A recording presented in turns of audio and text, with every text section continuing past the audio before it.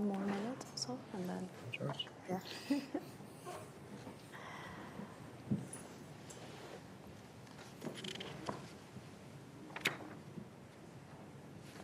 All right, it's 10 a.m. I think we can start. Ed, are we online? Okay, great. Good morning, everyone. Those of you here in Washington, D.C., good afternoon, good evening to those of you joining us remotely from different parts of Africa, parts of Asia. Welcome to the event, Will Africa Shape U.S. China Strategic Competition? My name is Zainab Usman. I am the founding director of the Africa program here at the Carnegie Endowment for International Peace. The African continent is increasingly and reluctantly becoming the theater of great power competition between the United States and China. So far, in 2003, senior cabinet officials in both the United States and China have made several trips to the African continent, striving to demonstrate the strength of their economic and diplomatic ties with the countries in the region. Vice President of the United States, Kamala Harris, is right now, as we speak, in Ghana, and then heading to a few other countries in the region. Without a doubt, the U.S. and China are among the major partners for African economies in areas such as trade, education, technology, and development assistance. Which brings us to the question of today. As the competition between the two countries intensifies, how will African countries balance their relationships with these two global powers and perhaps even shape the dynamics of this competition? China's commitment to building a lasting partnership with Africa is signaled by several initiatives put forth by the Chinese government. Of course, we know there's the Triannual Forum on China-Africa Cooperation. And in fact, at the last FOCAC, as it's called, in 2021, China pledged to open green lanes to increase agricultural exports from Africa to China by speeding up the inspection and quarantine procedures at the border.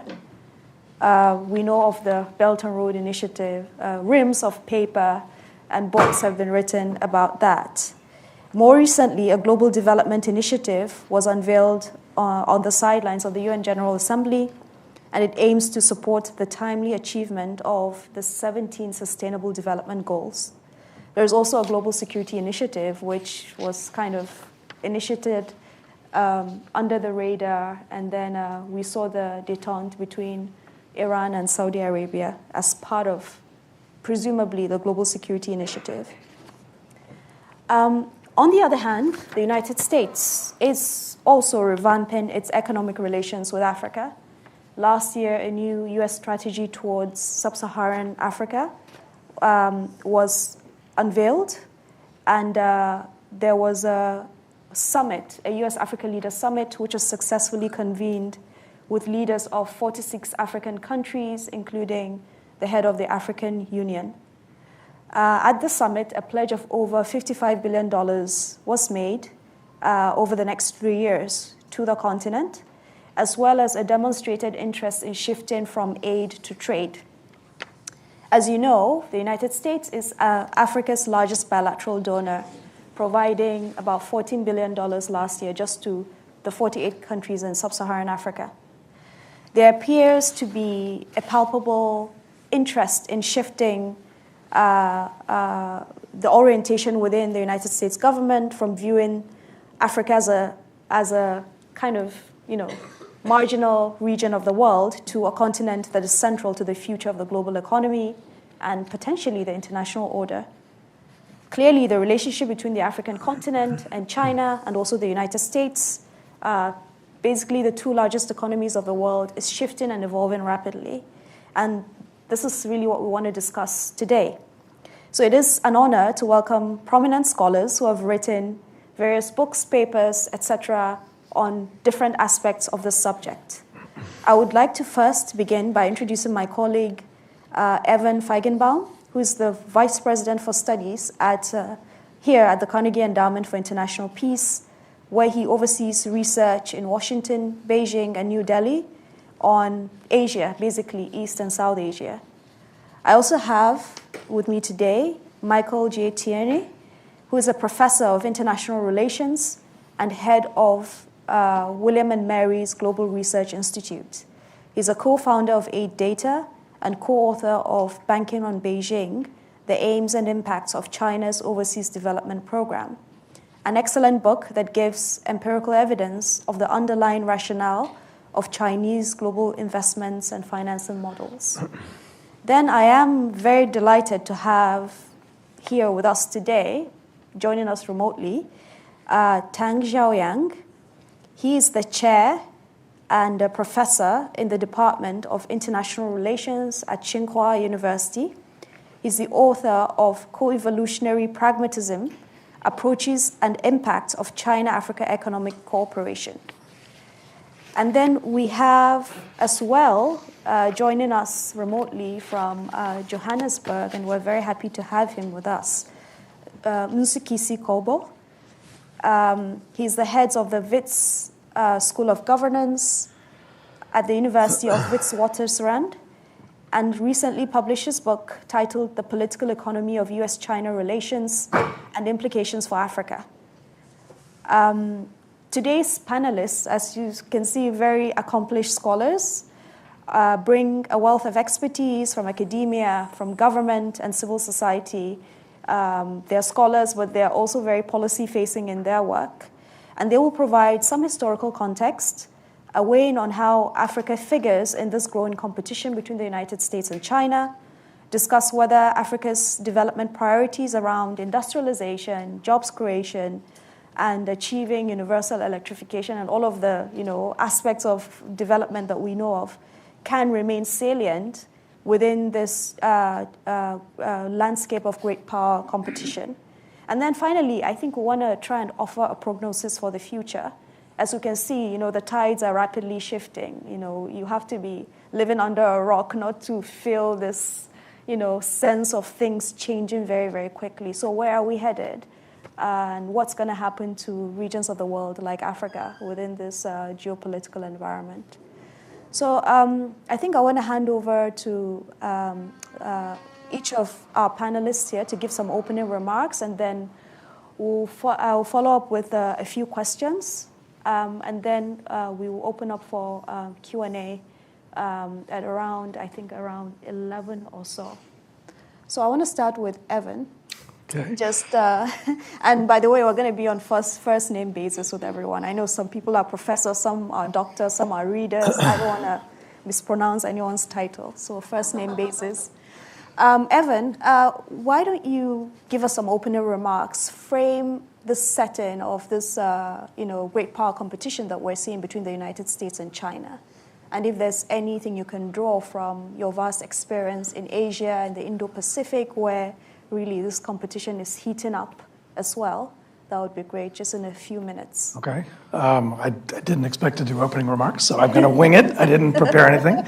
I think where I would start, since you framed it in terms of competition, is with the U.S China relationship, which has basically been circling the drain for the last 5 to 7 years and is rapidly approaching the bottom of the toilet bowl at the rate we're going. I mean, every time I think we've hit rock bottom, the floor continues to drop out and the relationship's basically in free fall. If you start there, I think the basic problem is that the U.S. essentially refracts everything through the prism of national security now. And so everything that China does around the world, lending, trading, building, investing, is viewed as prospectively a national security threat because everything in the U.S. China relationship is a national security threat. And that's a wholesale change from the way I've spent most of my career. For most of my career, the economic relationship, first between the United States and China, and second, China's economic role around the world, was viewed largely as proceeding on a parallel track from the obvious national security differences and differences of ideology and political system. But in the last 5 to 7 years, economics and security have basically collapsed together. And because they've collapsed together, American strategists, politicians, And even the regulatory class here basically looks at everything China's doing, including on the economic side, through the prism of security. So that's why, for example, when China does 5G backbone investing in telecommunications infrastructure in region X or Y, the US views that through a security lens and not through a commercial lens.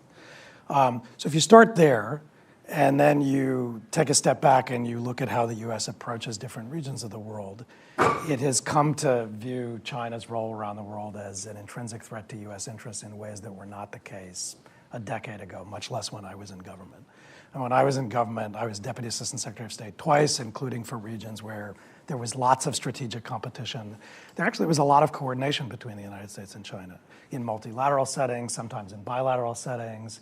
The US, when I was the Deputy Assistant Secretary for Central Asia, for instance, viewed China's infrastructure construction as a pretty good thing because in many ways it broke what was a Russian hammerlock on countries that were in a post-colonial situation with Russia and were trying to assert their sovereignty and independence, which meant they were looking for options and opportunities in other directions on the compass.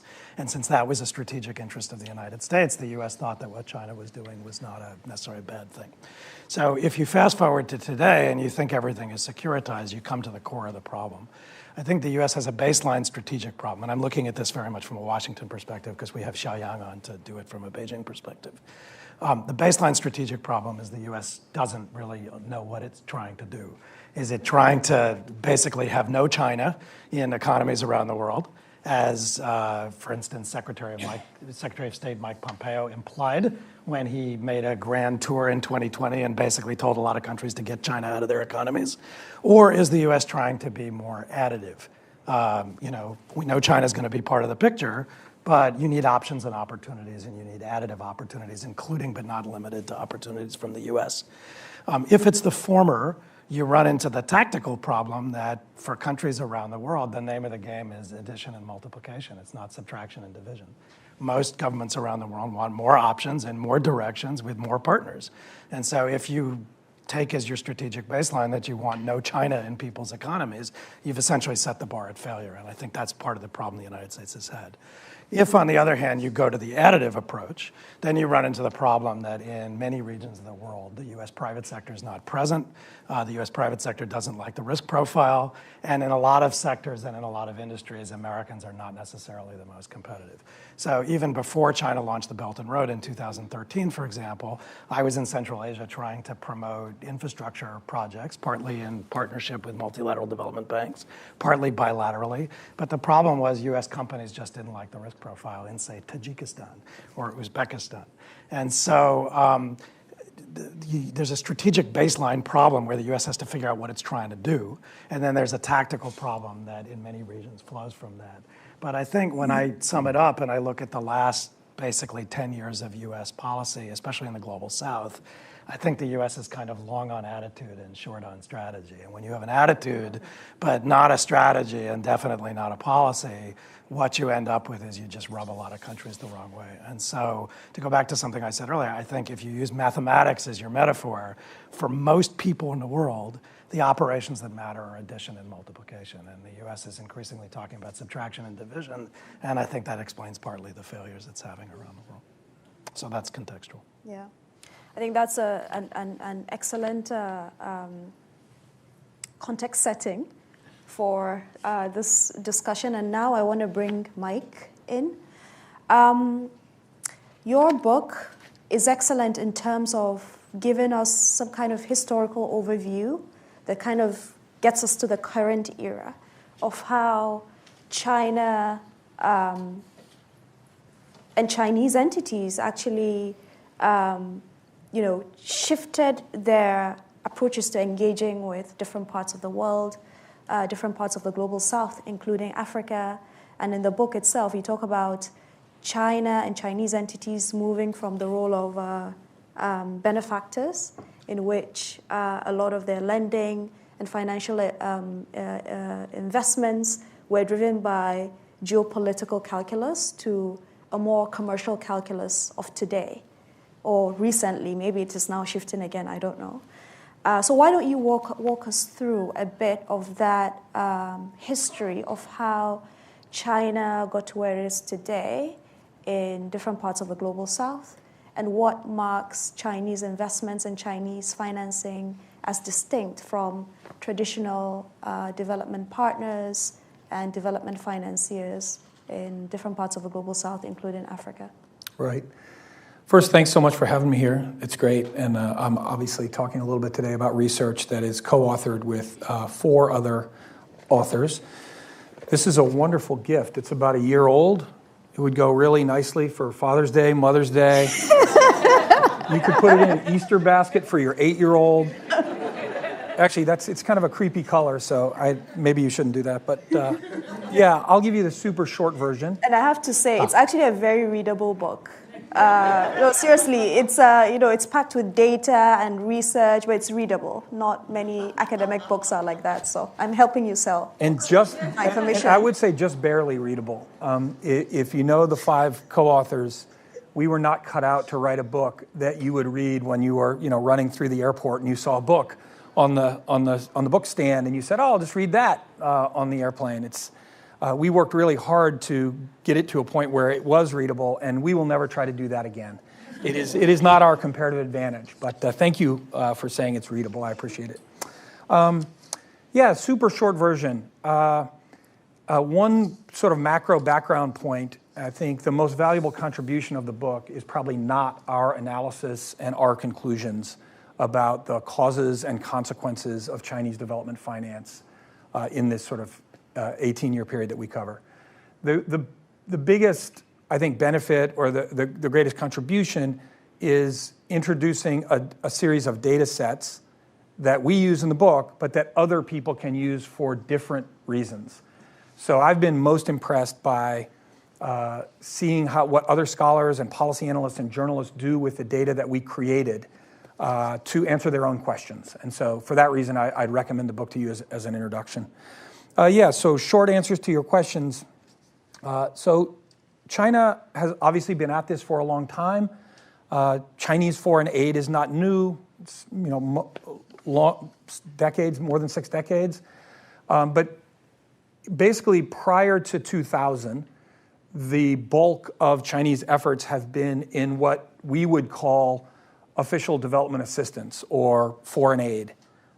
It had, obviously, China doesn't report to the OECD. It's hard to know exactly what is ODA or other official flows, but through an open source data collection process and a binning, a categorization scheme that we've come up with, we can sort of separate out the types of financial flows that comes from different official Chinese development finance institutions.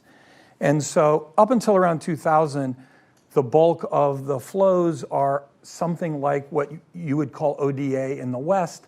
And then over the next 16 or 18 years, you see a pretty massive increase in loans and investments, what the OECD would call other official flows.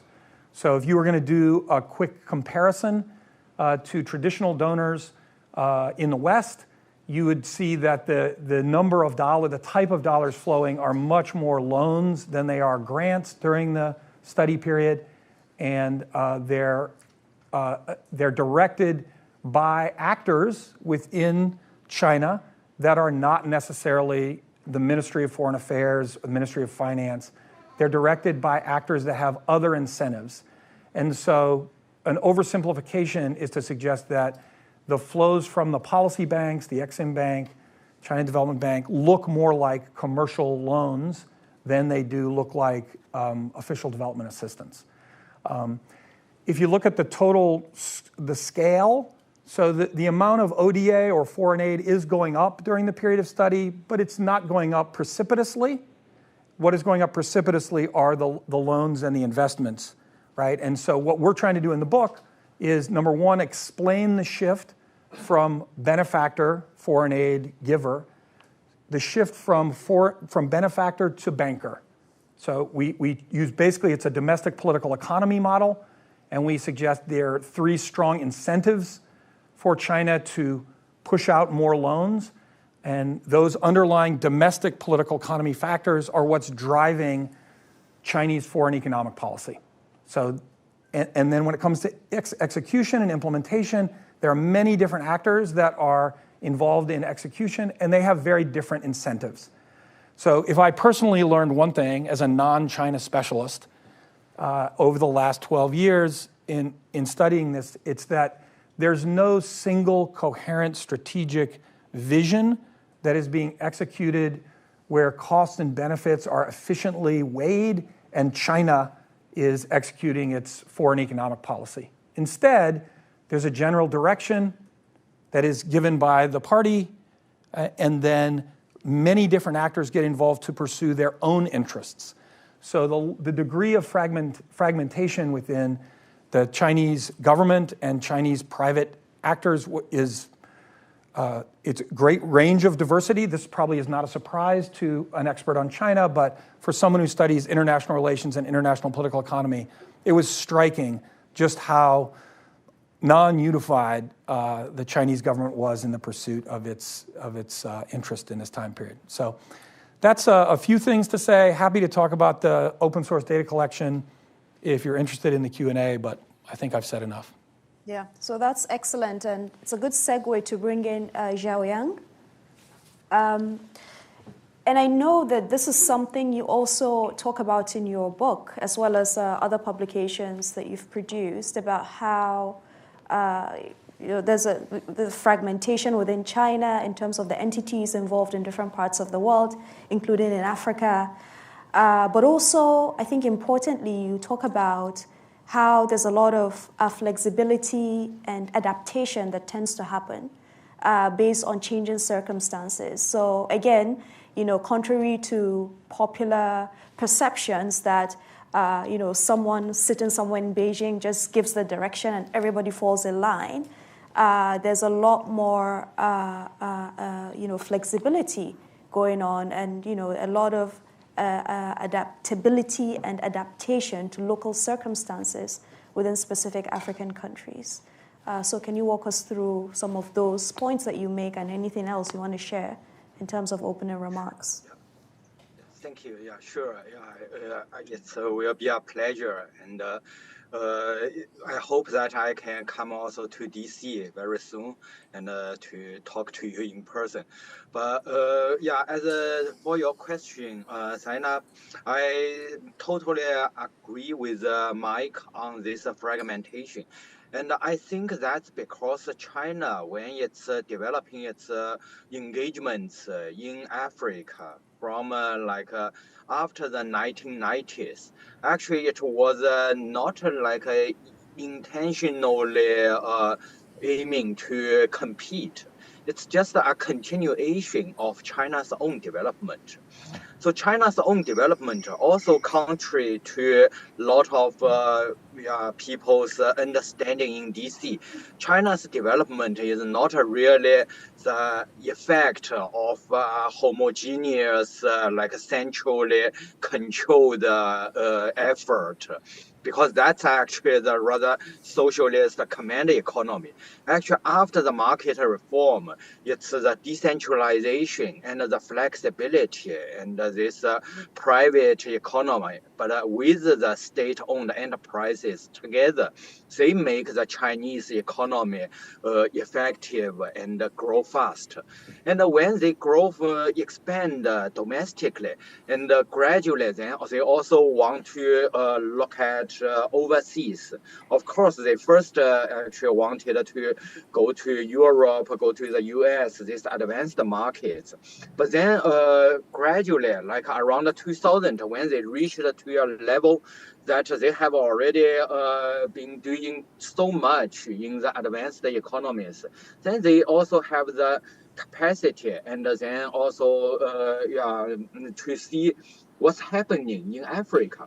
Then they suddenly discover in Africa it's a quite we say a market with great potential, because at that time, if you still remember, Africa was called by economists and some Western media as a hopeless continent.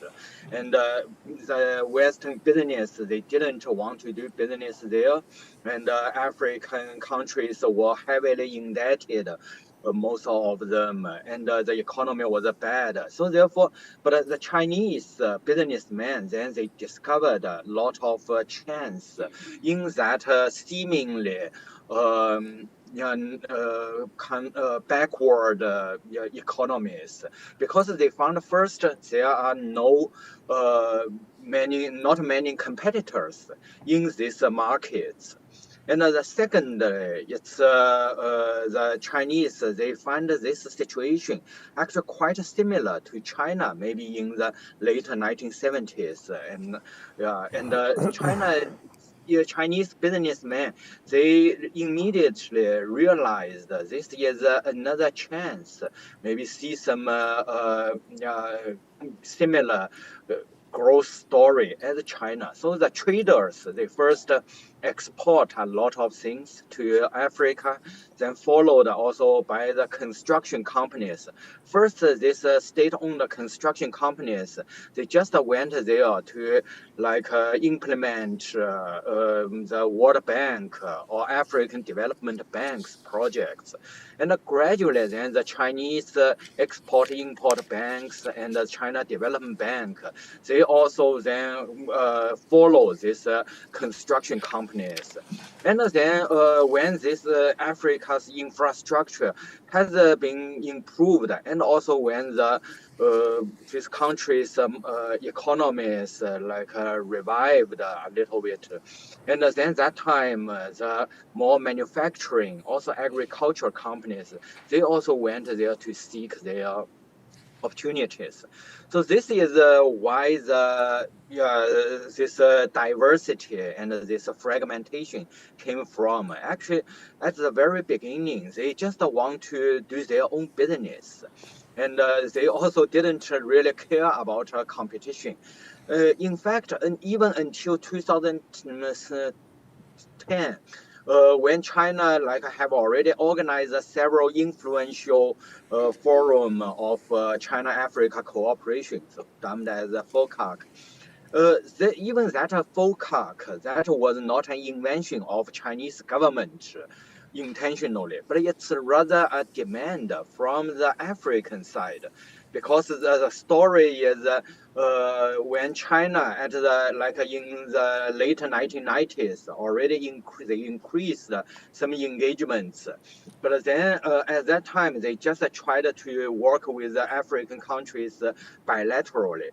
Then Madagascar minister actually she saw there's a Tokyo International Conference, which actually in which Japan actually engages with the whole African continent. Then Madagascar minister proposed it to the Chinese government. Why don't you do something similar? Because we are over 50 countries. We may need some coordination. That will also save you a lot of job. And the Chinese government actually adopted this advice and then initiated the FOCAC. And then gradually it became very influential and kind of overarching this forum to cover all the financing, agriculture, industrialization, and political and security, all these things. But from its very beginning, it's just about the development. And so that was the target of almost all the Chinese stakeholders at the very beginning. And even today, these are still the major drive. Only I think when the Trump administration, the former Secretary of State Pompeo asked the Africa to pick side, and in that context, then maybe this geopolitical competition, awareness of this competition, then increases, and then is also currently kind of growing in the relationship between China and Africa. Yeah. So I just brief this trajectory according to Beijing perspective. Yeah, that's excellent, and I actually was not aware that FOCAC came about as a result of demand from African countries. So that's an interesting piece of information that a lot of us, I'm sure, are learning for the first time. Now I want to bring in Nzu from joining us from Johannesburg. And in your book, one of the very interesting things you do is you talk about, it's a book that packs in a lot of things. So there's also like a history of the current multilateral system and how for a very long time, African countries were quite marginal to the power structures in that system. But then kind of the emergence of China and the engagement of Chinese entities has kind of given some African countries an opportunity to be a bit more visible in a system in which they were previously not very visible. So I was wondering if you could use that as like a starting point to share your opening remarks with us in terms of, how we got to where we are today. Oh, thanks, Zainab.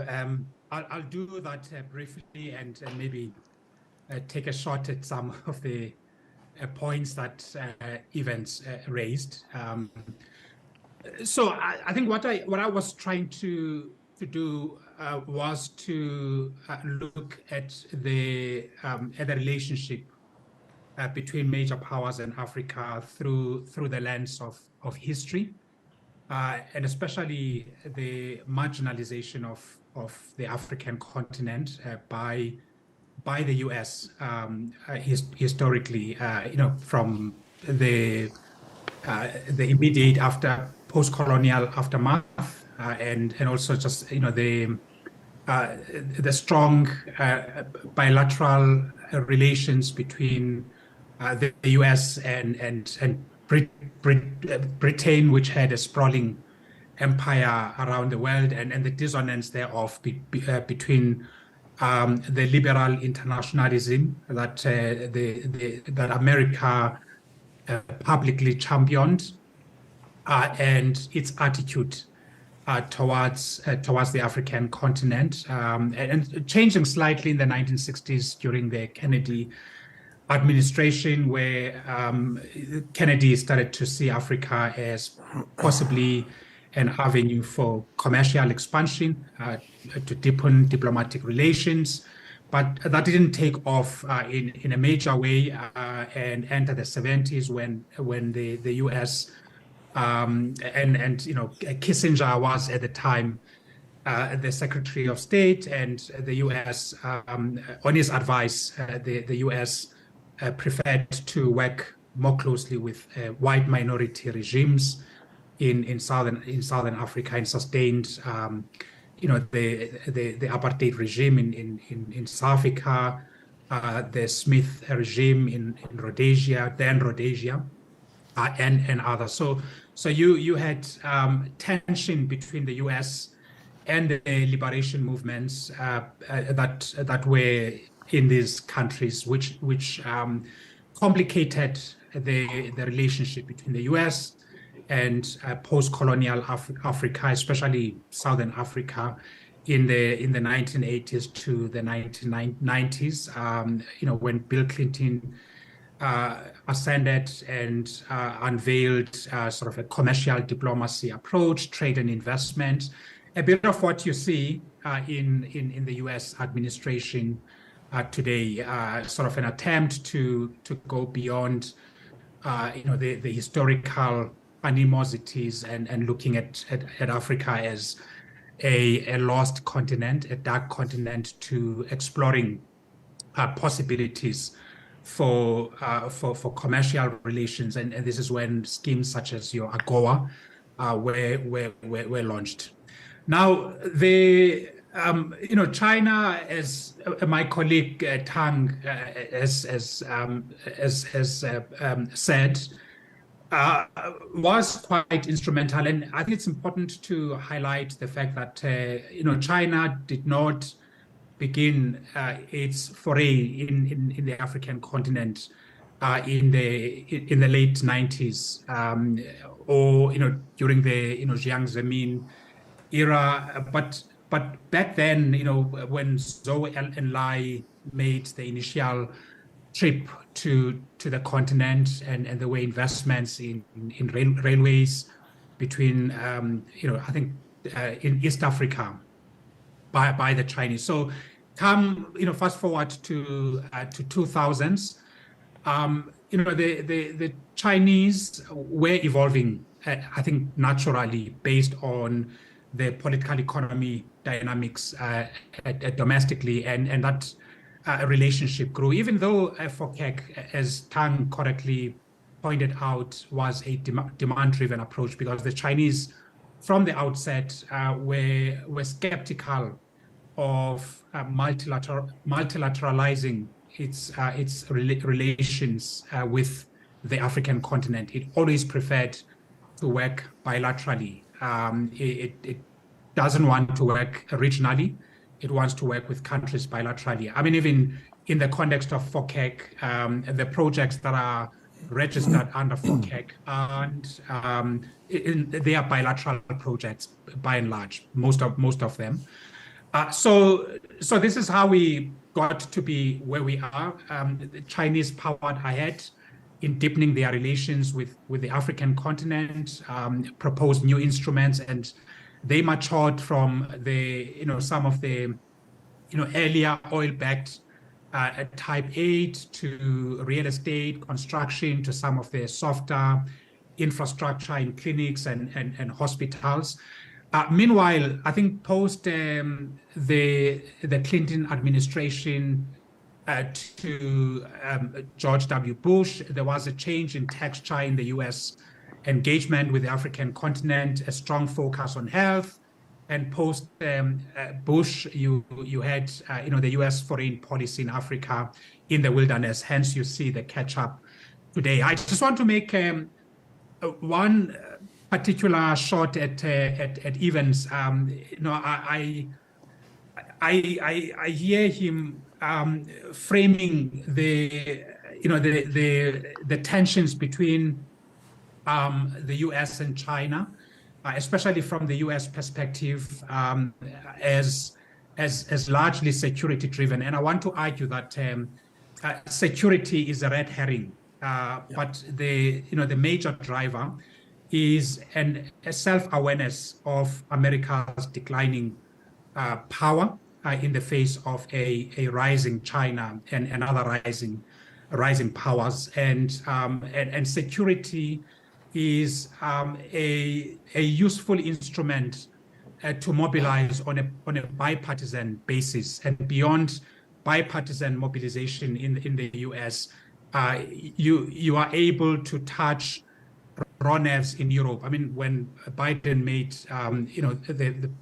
initially made the statements about China as a threat, as a strategic threat, and courting the EU to join up with the US to oppose China. This was at the Munich Security Forum, I think around 2020, 2021.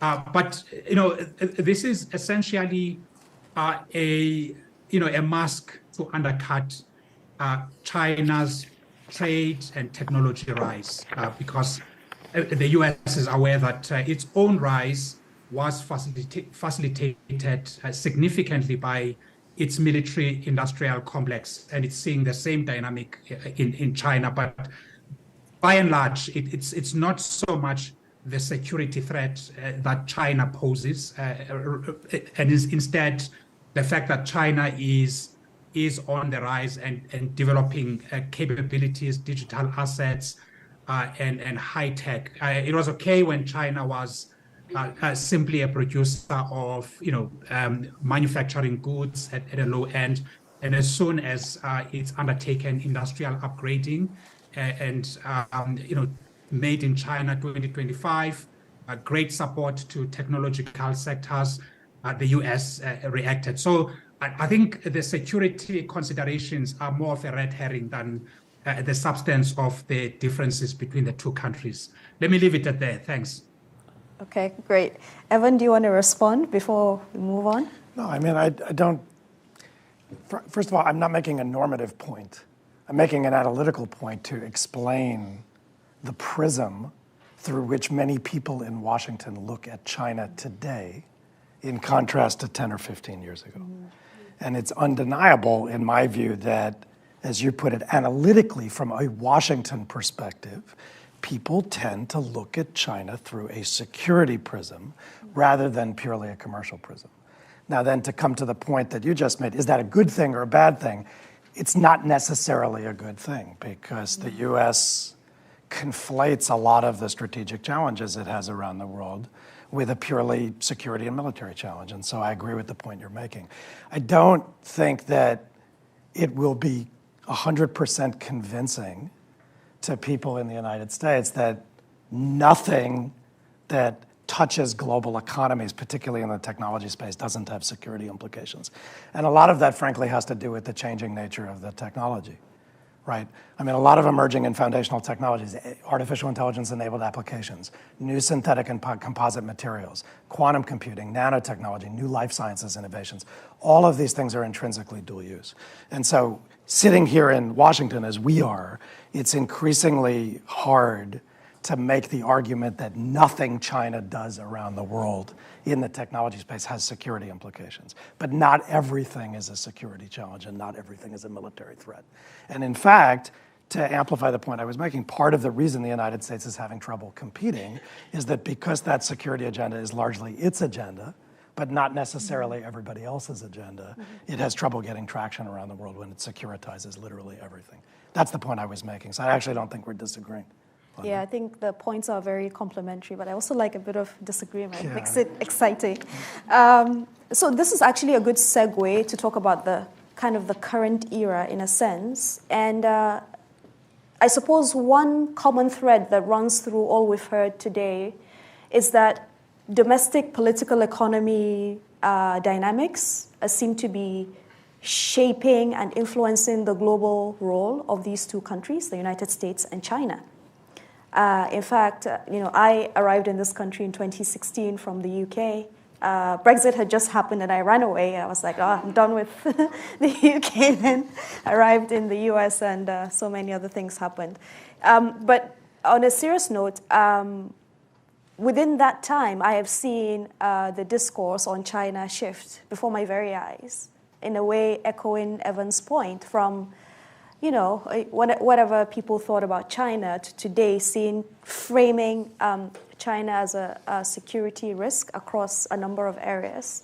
Now, this is not to say that one agrees or disagrees, but this is just the reality of how China is seen in Washington, D.C. So, but on this point about shifting domestic political economy factors and dynamics, there has been talk about China retrenching its development financing, whether it's through the policy banks or through other entities from places like Africa. Indeed, we've seen a decline in lending by Chinese entities to African countries, whether it's from aid data or other sources, which then brings me to the question, are there domestic political economy factors that are driving this reduction in Chinese lending to Africa? Is it permanent? Is it structural? Is it cyclical? But then again, we can pose a similar question with respect to the U.S.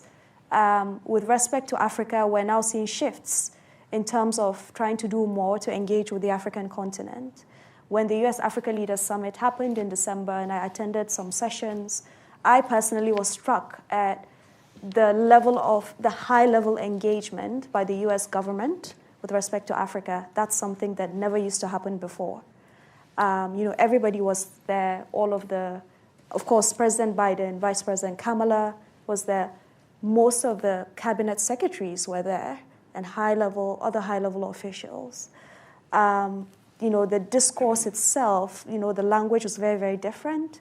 There were deal rooms for negotiating private sector deals, and those are debatable. People have different views about their successes or otherwise, but the effort was made. So all of this to say that you can see that within the U.S., there's at least an interest in changing the nature of engagement with Africa. We're also seeing domestic political economy shifts here. Now the U.S. wants to do things like infrastructure, investments and financing in Africa and even in Asia. Again, that might be debatable, but is it even realistic? Is it going to happen? So that's kind of the complicated question I want to throw out to everyone here. Maybe I'm going to start with Mike, and then we'll go over to Xiaoyang and Nzu, and then come back to Evan. Are there domestic political economy factors driving certain shifts we're seeing with respect to Chinese engagement in Africa, U.S. engagement in Africa? Are those shifts structural or are they cyclical? I think I'll be better on the China side than the U.S. side, but I'll fake the U.S. side too. So in the book, we're trying to explain something that happens mainly between 2000 and 2018. So we're on the best ground there. So like a good social scientist, I will stick to those variables that explain the explosion of Chinese sort of outgoing finance, and then ask, as these variables change their value, should we see permanent retrenchment? So the factors we look at are industrial overproduction of inputs. So China has way too much steel, way too much glass, way too much cement by 2000. They're producing all this stuff, and there's no outlet domestically to get a good rate of return on that investment. And you want these companies that are making the stuff to keep selling things, to keep people employed. They naturally, like many countries before them, they looked outside to other markets. So that's one factor that was sort of driving the expansion. Second was a massive surplus in currency reserves. So in part because of the trade surplus, in part because of the way they deal with their currency, they had a lot of euros and dollars, way too many euros and dollars that if they released them domestically, this could cause inflation, macroeconomic problems at home. Let's export the problem and get those, let's get them out into the hands of others so that they can then purchase Chinese goods that we're trying to sell. And third and finally, natural resources. So we do need to secure natural resources for the long haul and make sure the supply chains are secure. And so a lot of the natural resources that China needed they couldn't be found at home. So those three things sort of come together and push China out.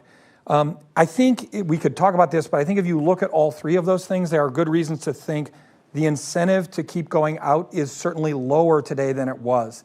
Even though it looks like the size of the currency reserves are similar in scale, remember, China has grown. Its economy has grown over 20 years. So as a ratio of total GDP, the reserves are lower. And certainly in the other two cases, there's been consolidation in the industrial sector. And a lot of these natural resources are now secure, right? In part because of the deals that were done over the last 20 years. So I don't think there's nearly as big of a push. The fourth factor, which is super ad hoc and not at all consistent with the domestic political economy, is just bad debt. So, we talk about the debt crisis in terms of its impact in Africa and the problems that it faces for African countries. Just remember who's holding a lot of this bad debt. These are Chinese institutions that are holding an enormous amount of bad debt that's getting worse rapidly. So again, that's not a domestic political economy factor unless you want to say, well, we need to prop up Chinese banks as a constituency of the government. So that's the sort of fourth factor. In the U.S., I would just wave my hands and say, totally inconsistently with what I just said, I would just say, it feels like in order to win elections from either part, that both parties tend to be shifting their strategy and building new coalitions, domestic coalitions, that are based more on what I would call protectionist or isolationist or America first, to use some language. It's not just Bernie Sanders and Donald Trump. Look at what that's doing to the mainstream of both parties. Look at Biden's foreign economic policy right now. There's a shift away from international, and that strikes me as a domestic pressure against, competition in Africa. So I think that is, for both reasons, I think, African countries were in a great position, and anytime folks are competing over you, it puts you in a position of strength and gives you greater agency to dictate terms. That's great for African countries. But I think that in the macro, the shift away from Africa is sort of works in the opposite direction. So, Xiaoyang, is he online? Sure. Yeah. Yes. Right. Yeah. Do you want to weigh in, especially on, is actually China retrenching its financing with respect to Africa and other parts of the world? And then any other thing you want to add to this discussion on domestic political economy? Certainly, yeah. And I think this, my point is all based on the conviction that the developing countries and in their transformation, actually, they do not really follow this. Yeah, it's actually not cannot be calculated just according to this linear model. In fact, the Chinese, their engagements, you can see they are seeking new opportunities and new structures. It's not they are just trying to relocate their overcapacity or this labor low valued jobs to Africa. In fact, when we look at the total figure, we find Africa, they do not count too much in China's this overall capacity. So the trade, although China has been Africa's biggest trade partner for more than 14 years, but trade with Africa, that counts only 7% or 8% of China's total trade. The same is also about this China's excessive foreign reserve. What they can spend on Africa, it's just a tiny part of that. So for the Chinese business, Africa's importance is not its today, but its potential. And China wants Chinese businessmen, as I said, from 2000 on, they actually always see the African continent as a China, maybe in 1980s or 1990s, so which has a huge potential, but has not yet realized yet. So Chinese businessmen, they are very optimistic, and they think that Africa may provide some chances for their future growth. And realize this potential, actually Chinese business, no matter private or state-owned enterprises, they keep trying and exploring. And it's not, you can see when China is doing their business in Africa, they never replicate these models from China, like cement or construction or labor-intensive manufacturing. Actually, it's not about they move the Chinese existing capacity or equipment to Africa, but they actually go this in Africa, they observe the market and then observe the structure, the local society, and try to discover the demand. And when they find the demand, then they go back and to get the materials, get this no matter funding or industrial resources to meet the demand, and so that they can make the business, make the new business. The same thing is also for the infrastructure funding, right? So for the infrastructure, you can see China in around 2000. So that was the Angola model, 2004.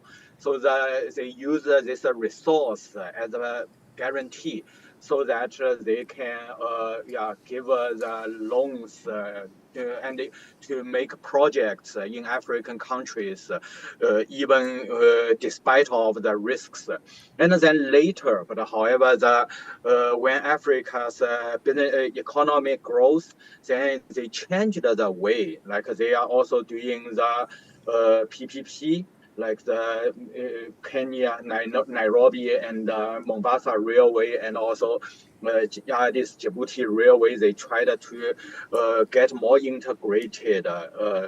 But however, for the last maybe 5 years, then due to macroeconomic reasons, and also due to COVID and this impact, the financial situation in African countries in general is not good. But for China, China doesn't see that itself is not really like a doomed situation. But because China sees the problem is just about the productivity is not high enough. Because even you have like a debt, like in U.S., in Singapore, they also have very high debt ratio in vis-a-vis GDP, but there the productivity is much higher, so that can guarantee the repayment. In Africa, why this small amount of debt becomes so heavy? Just because the productivity level in Africa is still low, so that the countries they cannot repay their debt with more revenues. So for Chinese business, the key is not to reduce and shy away from Africa, but try to find the way to encourage productivity growth, to find new models, to avoid risk and increase the revenue.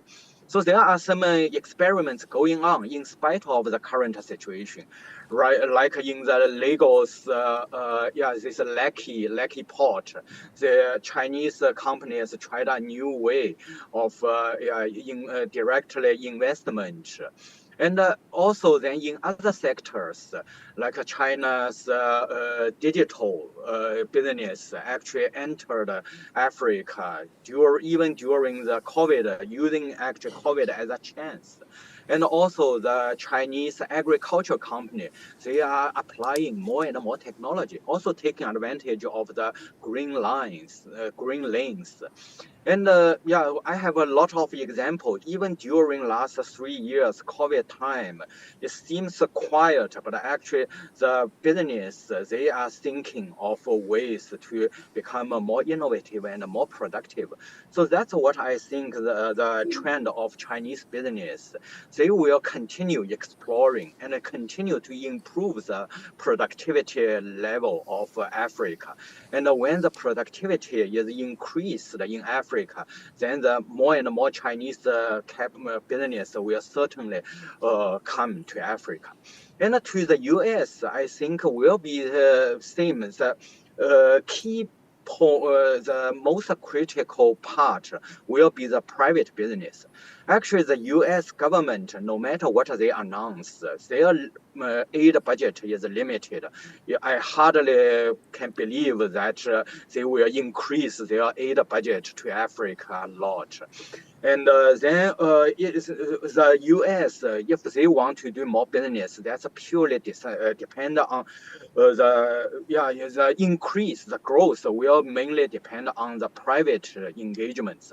But the private engagements so far, they are largely decided by the economic cycle in the U.S., right? When the interest rate is low, maybe the capital they want to explore, be more like in favor of risks, so they go to the buy the bonds of the developing countries, and but when now the interest rate is hiking, then gets higher, then they actually retreat from the developing countries, being more risk averse. So I think, however, if the Africa can improve their productivity and attracts more profit, more capital, then no matter China or the U.S. business, they will all both be interested in investing in Africa. Yeah, that's my point. Great. Excellent segue to bring in Nzu here. Xiaoyang is talking about low productivity in Africa, which results in low revenues, meaning that countries, governments are unable to service their debt, as one explanation for, potentially some of the debt crises that you see in some countries. I suppose then a question to you is,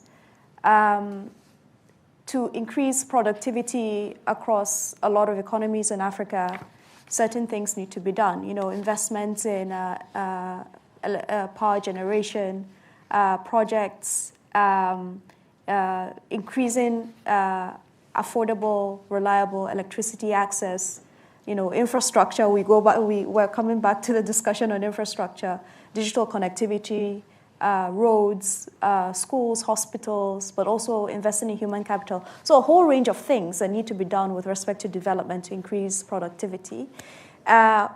Financing is needed to do these things, to provide these public services, these infrastructure. China being an important financier of infrastructure projects in Africa, but increasingly now, the U.S. with the Partnership for PGII, sorry, I'm blanking out. I can't remember the full name. Partnership for Global Infrastructure Investment, I think is the name. There's the EU's Global Gateway Initiative. The UK also has the British International Investment, something along those lines. So there's now, all this interest in doing stuff in Africa, some of it driven by domestic political economy factors. So you're sitting in Johannesburg. Do you think any of these are going to even make a difference? They're going to make a dent? Are any of these countries really serious and committed to providing this financing and doing these kinds of development projects across Africa? Oh, thanks. It's a tough question, wide-ranging, and just really hit all the right notes. I think the most important thing to be said first is that Africa's development is largely in the hands of Africans before it is a hobby of external partners. So those countries in the continent that get their house in order in terms of improving governance, strengthening institutions, managing their macroeconomic environment, sorting out their public finances. Those are likely to attract interest. Of course, we living in a climate that has a very rough backdrop of a crisis upon crisis, from the pandemic to Russia's invasion of Ukraine, which has complicated the public finances across the continent. High debt service costs, the rise in number of countries that are facing debt distress. I think the last time I checked, there was a number that was bandied about, which was 22 as a percentage of GDP. From I think 35% in early 2000s to I think over 65%. So all of these factors will matter. Secondly, I think we should acknowledge that it's not the first time that there's a hype over Africa's infrastructure. Back in, I think, 2013, 2014, when Australia was chair of the G20, it formulated, this theme on infrastructure, and there was a global infrastructure hub that was proposed, and Africa was the target continent, and at the time we're talking a lot about PIDA, the program for infrastructure development in Africa, that there's going to be this wave of PPPs across the continent. So these things have a different tone and texture, but they've always been there, and they are channeling to the continent. Will depend in part on Africa or African countries getting their house in order, and in part the level of ambition and appetite in the partner countries. And I don't see political risk perceptions in the US and in the UK and in Europe all of a sudden disappearing, which is why China has been historically a breath of fresh air in the African continent. Not to say that they were perfect. There were a lot of things that were going wrong, but at least they provided a different option to the African continent. And the third factor is with respect to this new agenda on green, the climate and green transition. Especially the the emerging alliance between the EU and the US, to coordinate the green transition bits of the Inflation Reduction Act and the EU's green industrial policy around this notion of finding cleaner or building cleaner supply chains, multiple sources of cleaner supply chains. And for me, there isn't going to be a massive flow of money to the African continent because there's this hype in Washington. I don't think it's going to be channeled very tactically, and one of those channels is going to be the free trade agreements. I mean, the Kenya Trade and Investment Partnership framework will serve as a template on how the US is building relations, primarily at a bilateral level, and perhaps secondarily using regional or continental institutions.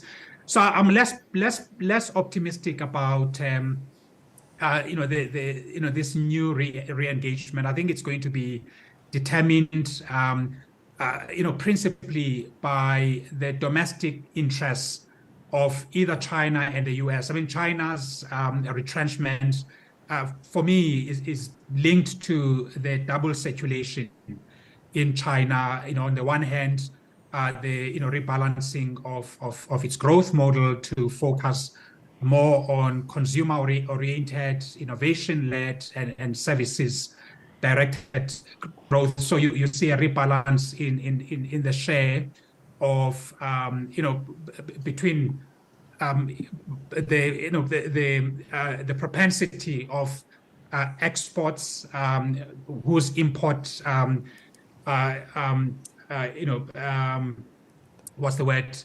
whose import intensity taps into natural resources, cement, and also, I mean, the aid follows or has been following much of what China has been doing commercially in the African continent. So there is a reversal, which for me is natural because it follows the reorientation of the Chinese model more to focus domestically.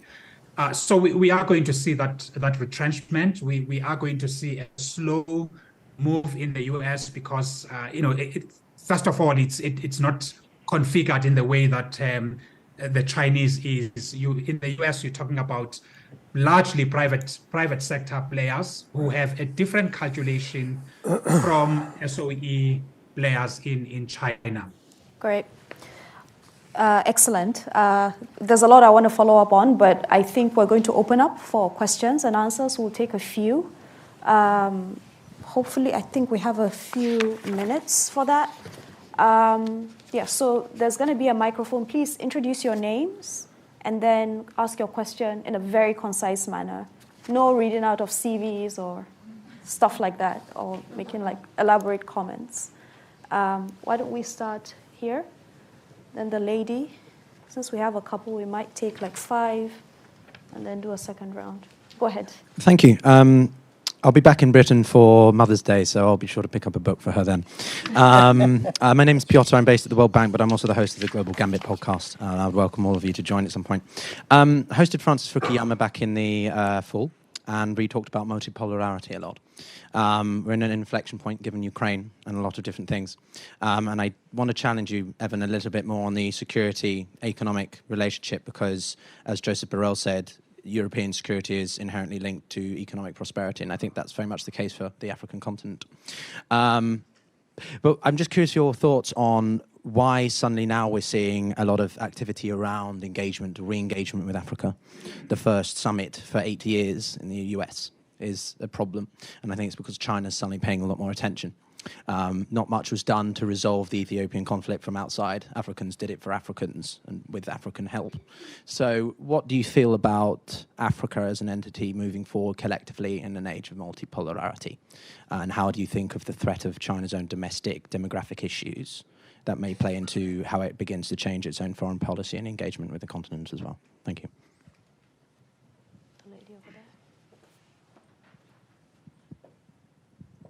Good morning. Thank you. Kendra Harkins from State Department. I'm curious to get your thoughts on looking through the lens of competition through democracy versus authoritarianism, especially in Africa. The gentleman here, and then. Good morning. I'm Ambassador Kobe Kumson from Ambassador of Ghana to U.S. My question basically, as a statement is, have we considered what the Africans want and build all of this into the framework of U.S. policy towards the continent? Because when you look at what the continent really needs and wants, then you can frame the kind of policies that can actually fit into a mutually acceptable, program between the continent and the U.S. government's policies. The lady, and then Paul. Good morning. My name is Laurel Schwartz. I am a columnist with the ChinaProject.com, and I recently moved back from Beijing, where I was the principal of Canadian Chinese schools. As you were talking about China's version of debt in Africa versus U.S. in particular, it sounded a little bit like China is recreating their own version of what was done at the Bretton Woods Agreement and making their own parallel structure. How much do you see that becoming a thing? Are they trying to, is there whether it is intentional or otherwise, is there a trend of China now starting to operate in parallel to the international structures that were established after World War II? Okay, Paul. And then we'll pause for a bit and answer the questions and do a second round. Paul Lubeck, University of California and SAIS. I have two questions. The first is I've been working on the wealthiest man, industrialist in Africa, Aliko Dangote, and he has major turnkey plants being produced by a Chinese state corporation, and now he's in joint ventures in lorry production in Nigeria. And I want you to think about, if you move out of banking to this form of investment, which is different than infrastructure, what would that look like? Would they be able to, Chinese, manage those relationships, labor relations in the auto industry? Or the other question is, the major crisis facing Nigeria and Africa is an enormous population increase where 420 million people will be in Nigeria by 2050. And where would the food come for the urbanized population? And what, is there any Chinese solution or planning to increase productivity to feed this 70% urban population? Great. So let's address these questions, and then we'll do a second round. Maybe let's start with the people joining remotely. Xiaoyang, Mzu, do you want to take any of the questions quickly? Yeah, sure. Thanks. Thanks, Zainab. Some of the questions are difficult to answer, so I'll avoid those. The question I perhaps want to take is the creation of parallel structures by China. I think we'll recall that when China launched the Asia Infrastructure Investment Bank back in 2016, I think, it was at pains to explain that it's not acting outside of the liberal internationalist norms, and that it was taking lessons from the World Bank around governance of these financing institutions. And we should remember that China met a gap that the many institutions were not able to meet. It was onerous for many African countries to access loans from the IMF or the World Bank, and without being humiliated by lectures. and also the talking down. And China naturally, and I think quite tactfully, positioned itself as a country that has never colonized Africa, and it doesn't have a baggage, and it was trying out a model as a country on the rise. And I think it was perfectly within its rights. Now, I mean, the last point to say in the interest of time here, that if you look at the multilateral, the post-war multilateral institutions, there is at times a failure to self-critique, especially from the Western vantage point, that these institutions largely operated under the dictates of powerful countries, in the main, the U.S. and Western Europe, and much later Japan. So a tripolar arrangement. They were deficient by and large in addressing Africa's development interests. Whether you look at the General Agreement on Trade and Tariffs, most of the agreements excluded the African countries and created exceptions and opt-outs. Advanced industrial economies could could implement subsidies on aerospace, on agriculture, your common agricultural policy, and various tariff measures or tariff escalation measures that harmed developing countries and African countries. So, of course, African countries need the multilateral order because it's rules-based, but this has not operated effectively. I mean, the typical example is that the IMF has always been led by the European, or the leader of the IMF would be chosen by the Europeans, and the leader of the World Bank would be picked by America. I mean, absolutely, that's not a merit-based system. So these institutions have been defective by and large. I mean, they worked, but not optimally. So I don't think it's fair to castigate China when it's meeting a clear need, especially on the African continent. Xiaoyang, do you want to address the China questions in particular, and then we'll any other thing you want to address? Right. I will first start with this question on the ideology, because the China's engagements, when you look at it, the effectiveness. So I do not mean nobody is thinking about ideology in China. Actually, there are some people doing that. But when you see China's real effective engagements among developing countries, that's actually not about ideology. In fact, that's when you look at China's largest trade partners and their investment destinations in Africa and also in the Southeast Asia, Latin America, it actually has nothing to do with ideology. It's very diverse. No matter you are the democratically elected country or the so-called autocratic country, China is willing to do business with all of them. That's very different from the U.S. because the U.S. they only focus on those countries which they consider as politically similar to them.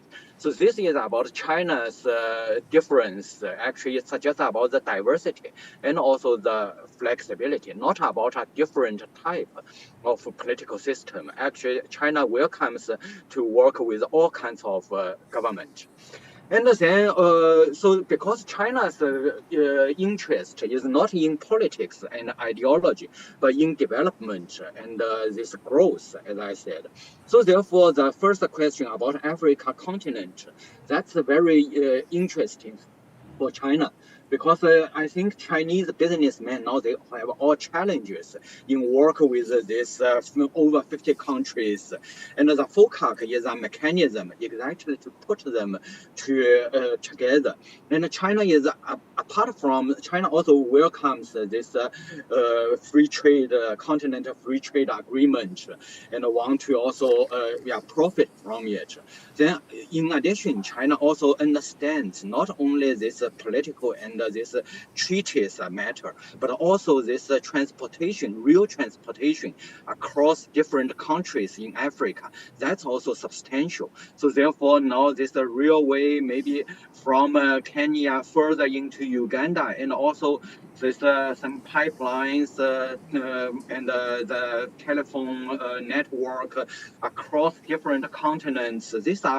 This kind of cross-border infrastructure and industrial system, that's an important part of Chinese engagements and aims in Africa. And then also regarding the development and growth, then it comes to demographic change. China itself actually experienced quite a dramatic change. Currently, it's after the country develops, actually now, even when the government encourages the citizens to give birth to children, then actually the young people, they are not willing to do that. So I think some similar situation may happen in Nigeria, in Africa too, when the countries develop. Otherwise, maybe also the countries, they won't grow so fast if the disease and poverty still plague overall. Then so this is about development. Actually, it's not a linear, just a prediction, but actually the societal behaviors, they will change. But even when the democratic now demographic challenge is an important one, but that doesn't mean that you have no solutions. In China, although currently it's always aging, the population, but actually we can also see now the industry is moving towards more intellectual oriented and less labor intensive. That kind of solved part of the problem, but certainly actually there will be more experiments. That's what I say in China's this 40 years. It's always the experiment and then find solutions for new problems. And the Chinese are doing the same in its engagements with Africa. Great. And when it comes... Let's bring in Mike and then Evan. I'm just looking at the time. I'll go really fast. So Paul, great question. I don't know the answer. All our data is focused on official development finance. I think it's a better question for Tang because he knows about foreign direct investment and the private sector. So sorry, I don't know. Kendra, I love the question, very US-centric. I just want to underline what was just said. So we have pretty systematic evidence that I would use different language. I would say China is largely agnostic in terms of whether it's targeting autocracies or democracies. So we have statistical significance on important variables that you would care about. One is development, so they're more likely to give ODA to the poorest countries. But then also, the other big strong factors are geopolitics. So do you vote? Are you aligned with China in the UN? Do you trade with China? And can you get a return on your investment? Those have stars in the book, statistical significance. Autocracy, democracy, mostly irrelevant. Third, I'm sorry, I didn't get your name. I know you're the ambassador. What's your name? Kobe, okay. Have we considered what Africans want? That seems like a really basic and obvious question. Again, I won't speak to the U.S. We'll let Evan speak to that. I mean, that has come and gone, right? I mean, I think with the MCC funding, they're very focused on what the partner country wants, but for a lot of other U.S. government funding, maybe not. I defer. China does. We have a series of hypotheses we test. China is demand-driven, much more so than, I would argue, than traditional development partners who are making loans or grants. And that leads to certain things that you might think are good or bad, but you're more likely to get $1 in the sector you want as the Ghanaian government from China than you are from USAID, right? USAID pushes harder, the World Bank pushes harder that you should really do a project in this sector. China is more agnostic and more demand-driven. Certainly in terms of siting the development projects. Again, you can say this is a good or a bad thing, but we have very systematic evidence that governments in Africa get to choose where Chinese development projects will be sited within their country. Whereas World Bank projects, they don't share that feature. You might say, oh, this is bad, it leads to corruption, it leads to the government sending projects to their home district or to the district of their party or their ethnic group. You can say that, but it's much more demand-driven. So to the extent that the question is, what do African governments want? I would say China has asked that question and answered it. In terms of the people, there's really interesting Afrobarometer data that I think would speak to that more clearly. Finally, Laurel, is it trying to set up a parallel structure? Where's Laurel? Yeah, great question. This is chapter 9 of our book. Read the book. But to be honest, just to be fair, it's a really curious and interesting thought experiment in the book. Like, we imagine a world 10 years from now where China has basically said, we want to join the current multilateral regime in development finance and or shape it, like be at the table and shape it. That's one extreme. And the other is we're purely bilateral in our approach. We're not going to do any multilateral engagement at all. So it's a thought experiment. And then we talk about what do we observe in the post-BRI era, that seems to be pushing toward engagement and, most interestingly, debt. So to me, this is a public good where if you were only looking at the financial and the economic incentives and you weren't concerned with the geopolitical security issues, it seems like an obvious area for the United States and its allies to cooperate with China, since China now holds so much debt. And there seems to be there's very little overlap in the Venn diagram. So I've gotten more pessimistic about multilateral cooperation over time. And so China today, arguably, is coming up with some of its own new bilateral mechanisms to deal with debt distress. See the front page of the Financial Times today or the New York Times today. New study out from Data on how China is assisting highly indebted countries who are in distress, how they are doing the restructuring of debt. And, it's like, looks generous, but also looks like there's going to be some really serious problems down the road. It's like kicking the can down the road type problem. But so you're pessimistic. I am pessimistic. And why are you more pessimistic? Because of the geopolitics. I think that's probably what's driving it. I'm just looking at behavior, and behavior is moving in the negative direction away from multilateral solutions. Why that is, I really don't know. So the reason I asked about the geopolitics is because that comes to me. Yeah. I've somehow landed in the position of lawyering for American strategies, policies, and rhetoric that I've been critiquing for 15 years. There were 3 kind of directed at me. Why does the U.S. keep securitizing everything when nobody else is? Second, what's with the democracy-autocracy thing? And then third, why doesn't the U.S. Talk less and listen more? And essentially is what you're asking. The short answer to that is because we're American. We talk a lot. We don't always listen well. On the securitization, this panel began with Zainab asking me what happened in U.S. China relations. I'm not lawyering it. I'm trying to explain to you what's happened in this city. I mean, if you think that the U.S. looks at Huawei building 5G architecture, Alibaba doing cloud computing, and Chinese firms doing technology backbones around the world as a purely commercial issue or as a social benefit, then I would encourage you to pay more attention to the debate that's happening in this town, which is fundamentally about security and fundamentally about geopolitics. Why does the U.S. care about Huawei doing 5G or cybersecurity packages in Indonesia? It's because the U.S. has securitized everything. It's not viewed through a commercial prism. So I'm not trying to lawyer it, and I'm not trying to make a normative statement. I'm just describing to you what's happened. And I don't have a magic bullet to unsecuritize what I think is going to be the dominant thrust of the American strategic, policy, and rhetorical approach to China over the next decade. That being the case, the question analytically is that going to be effective around the world? And my answer to that question is no. So when people keep arguing with me about it, I agree with you. I agree with you. To treat everything as a security issue is part of why the U.S. has run into challenges around the world. Because for most governments, and I thought this is what I was saying, the agenda that matters is growth, employment, skilling, sustainability, opportunity, and connections to the global economy. And if you run around treating everybody as the objects of your competition with a third party, instead of as the subjects of their own stories, you run into the reality that your geopolitical agenda is not necessarily everybody else's, because still they are increasingly focused on developmentalism, which brings us to the question about democracy and autocracy. Part of why the US doesn't get traction with that around the world is because what's attractive about China, I find, in many parts of the global south is not obviously China's authoritarianism, it's China's developmentalism. And if it's the developmentalism that's attractive, then framing everything as being about regime type doesn't get you a lot of traction.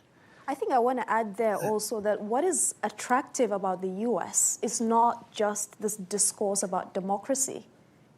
Right. For people in the global south. That's right. It's, US soft power. What is soft power? It's some of the commercial aspects, whether it's, Coca-Cola, McDonald's, and all of those things. Maybe not McDonald's, but,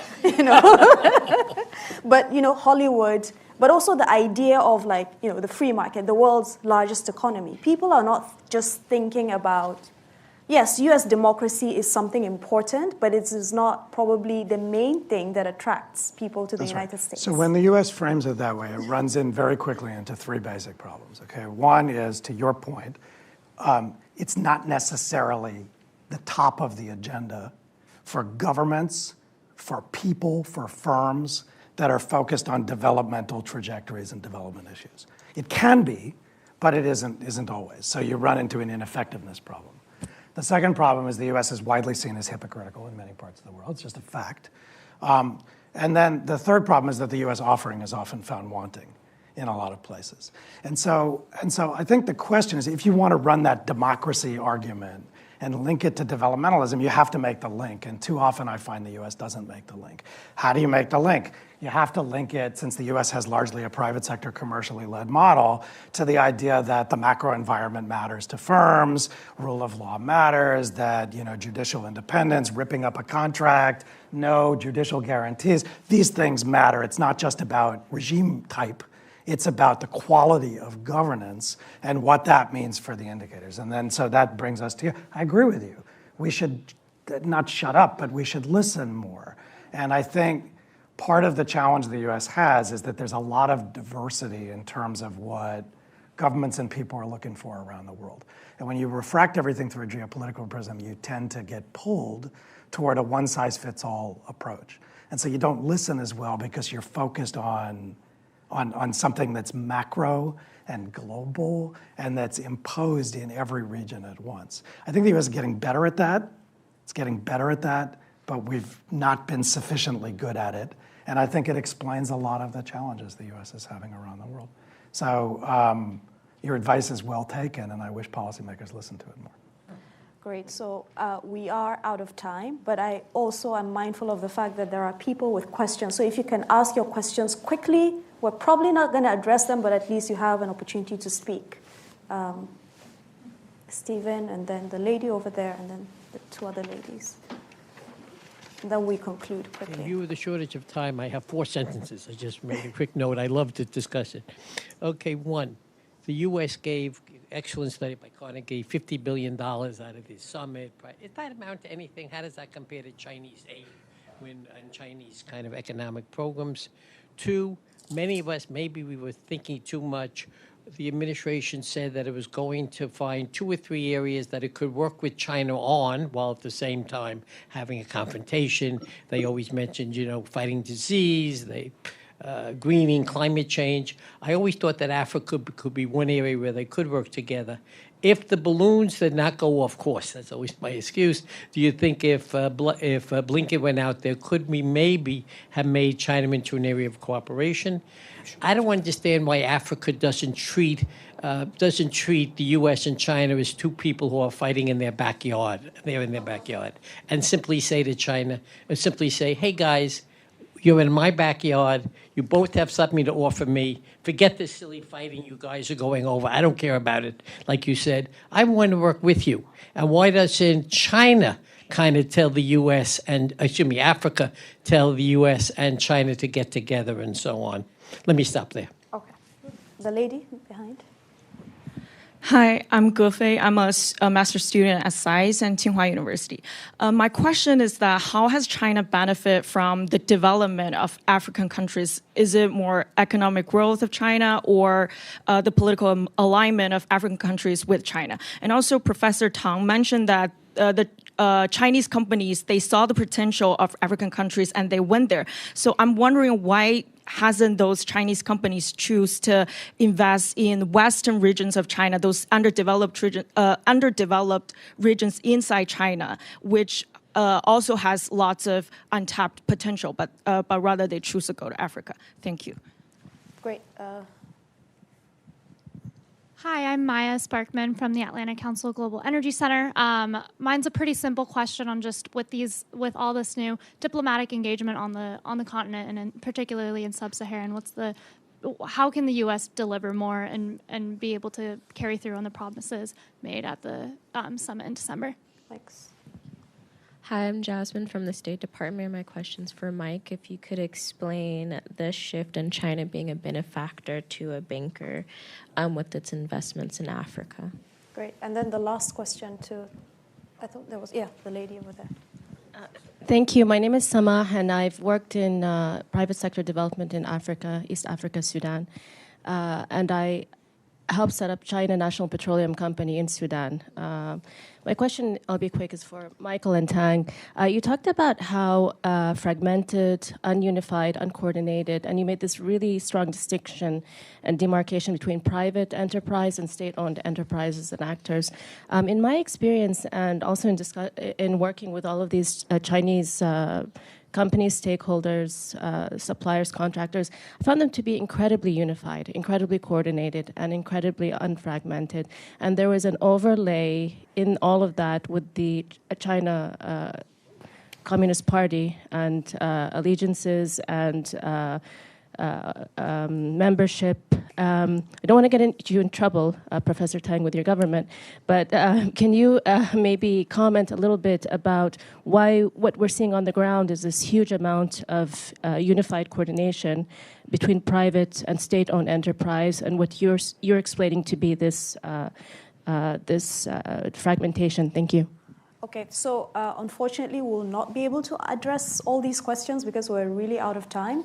What we'll do is we'll go over to all the panelists and give them 30 seconds to give their closing remarks. So they might choose to answer one question, or they might just, choose to make some statement to close the discussion. Again, let's start with those of them online. Mzu, do you want to go first? And then we'll go to Xiaoyang and then come back to the room. 30 seconds. Yeah, So thanks. I think, the geopolitics are going to define the tenure of relationships between major powers and African countries. And this is going to complicate, common approaches to debt restructuring, shared approaches to trade, say in the WTO, supply chains, climate and energy transitions, and a whole host of other factors. And we are going to have multipolarity, but the question I want to leave, not to answer questions, is whether this is going to give us effective and inclusive multilateralism. It's one thing to have multipolarity, it's a different thing altogether to have a strengthened framework of international cooperation that mobilizes energies to deal with these complex global challenges. Thanks. Xiaoyang? Okay, so first, regarding this diversity of Chinese companies, if you are interested, you can read the chapter 1 of my book. That's exactly about read the book. Yes, right. I use the example of soccer team. Yeah, you just imagine Chinese companies like a soccer team. Okay, about this question, maybe we can talk through our chat. Okay, thank you, but it's good to hear you. Okay. Yeah, thank you so much. Evan and then Mike? I'll just take the cooperation question. Why don't the U.S. and China cooperate? So first, the US and China forgot how to cooperate. Because the reality is, a lot of things that you're asking for are things that the United States and China used to do. You know, in 2014, there was an Ebola outbreak in West Africa, and US and Chinese scientists were working side by side in a mobile laboratory. Fast forward to this pandemic, the US and China don't recognize one another's vaccines. The US is running around the world telling people, don't do this, don't do that. China's doing the same. So basically, you do have a history of cooperation on which to draw, which brings me to the second point. Largely speaking, this is not an intellectual problem. This is a political problem. You and I and Zainab and Mike and Shaya, we could probably come up with 275 things the US and China could do together off the top of our head. Not necessarily jointly, but at least in a complementary way. But the politics are in the way, and the competition is in the way, which brings me to my third point, which is I go back to the geopolitics and the securitization. And if you think that's a problem and you think your interests are suffering, then we come to the ambassador's point. It is on the countries in question, it's on Africans and Southeast Asians and Central Asians and Latin Americans to basically say to the US and China, one or both of you is being the spoiler here. And we need an agenda for collective action, and if you're not going to do it, we're going to drive it. And I think that's increasingly in an era of geopolitical fragmentation. It's really going to behoove us to think about the world in terms of not just bipolarity between two parties. One point is that the Africans should insist Indeed. the US and China work together. Indeed, and that's what we were talking about. And if they don't get success, they should backfoot one or the other. And that's the answer. Great, excellent. Mike? Yeah, I'm sorry, I did not get your name. Sama? Great. So on the fragmented piece, I'm willing to believe you that it seems less fragmented on the ground once a decision has been made about what the investment will be or the loan will be or the aid project will be. I trust that you know way more about that than I do. I was actually thinking about what's going on in Beijing and fragmentation within the government. That was the striking thing to me. Chinese officials I spoke to, I think, saw the US as more of a rational unitary actor, and I saw China as more of a rational unitary actor. I think there's a lot of fragmentation and different interests in both. So I've got two great stories for you that I'll tell you right after this talk. Yeah, I'll stick around. Jasmine, explain the shift from benefactor to banker. I was going to say buy the book, but I have an extra copy of the book, and I'm just going to give you the book. So, and there the answer is. Oh, look at you! You got a free copy. Thanks very much. Sign the book. Well, thank you very much, everyone, to our excellent and esteemed panelists for this very, very riveting discussion. There are so many different strands to it. In fact, we could pick just one strand, whether it's debt or something else, and have another panel discussion on it. But for me, one thing that is a bit unclear, and it's a question that I suppose a lot of us have, is there really going to be any room for collaboration, for coordination? Because there are complementarities. If China has all these construction companies and they do fairly well, it has loads of financing, its sovereign wealth funds, its savings, et cetera, et cetera.